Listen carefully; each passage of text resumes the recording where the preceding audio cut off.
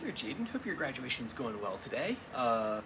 Let's see here. One topic I want to talk about. I'll talk about a topic, and we'll continue this conversation probably next week because I'm just going to scratch the surface with this. And then what we'll do when we're back in person is we'll go back and start looking at those Gilbert lines again, and then seeing if we can hit up reverb and then delay.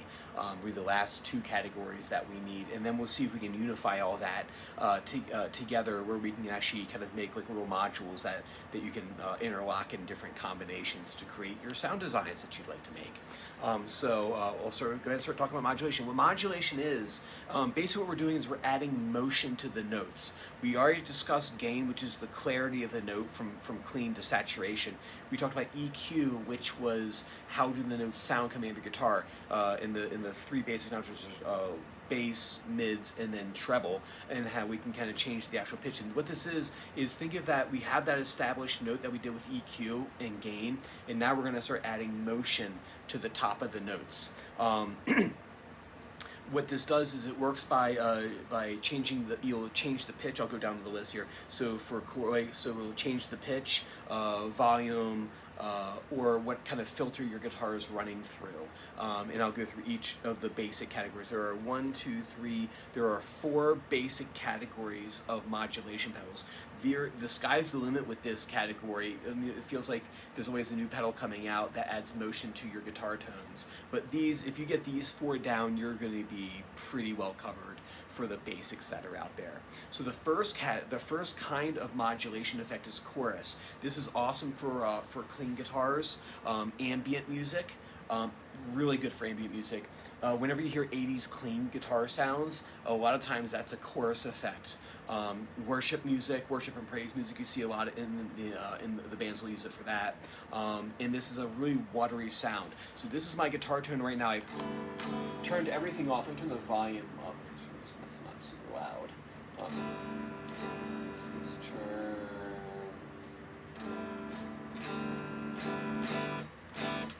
There's just a dry signal. Let me turn a boost on just so that way you get a little more volume out of this thing. Let's see, turn a boost on. Let's do this. Oops, that's the wrong one. There we go. Let me turn this one off. What am I turning off? There you go, that's off. There we go, cool. You got to watch me fiddle with knobs. So this is the clean tone. There's nothing on this right now. Just looks like compression. I'm going to switch over to a chorus sound. And where are you hiding, chorus pedal? Where are you? You watch me flip through. Oh, here it is. I went right past it. I'm going to turn that effect up, and then we're going to turn the amp up a little louder. There we go. I should get that. So this is it without, and then here's the sound of chorus.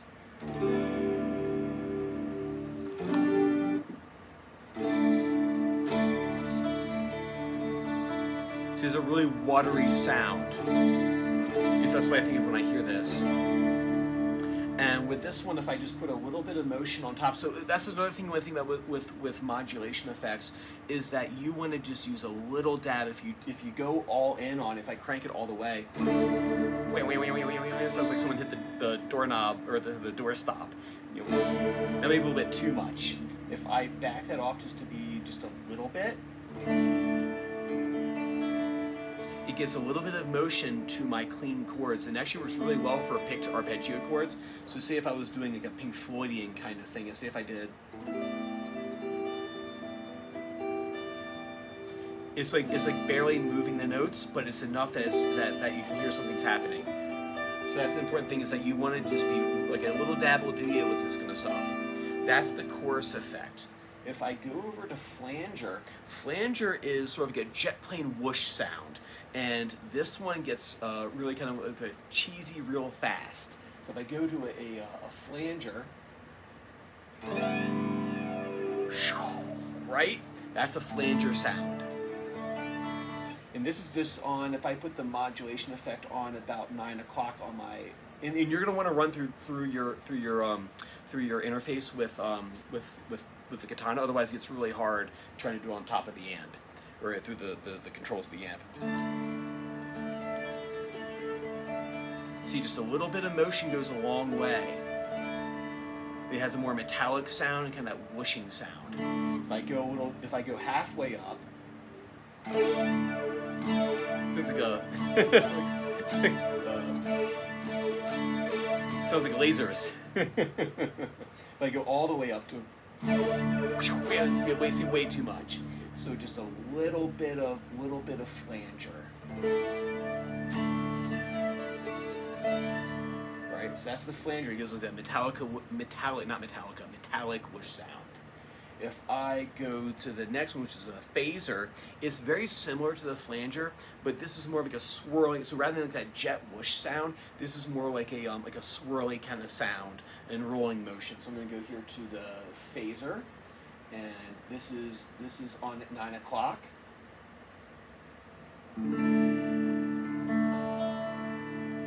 She's much more. It's not quite as in your face as the flanger. You can hear how there's motion on the notes. So with going back to a dry signal, so turn this off. But if I give it just a little hint of phaser, just enough to make it. It's another way of making this interesting. And then if I go to tremolo, what tremolo is it's a switch between up and down on the volume. So it's almost like someone taking your volume knob while you're playing and doing this at different rates. So if I go over to my tremolo, and if I go clean tone, or sorry, just a dry signal, and then I go over to turn 9 o'clock. So you hear that volume going up and down? This works great on like say surf rock or old western tunes. So if you want to make spaghetti western, kind of like Clint Eastwood kind of stuff, this would be a good one for that. So if I did, but if I turn the rate up,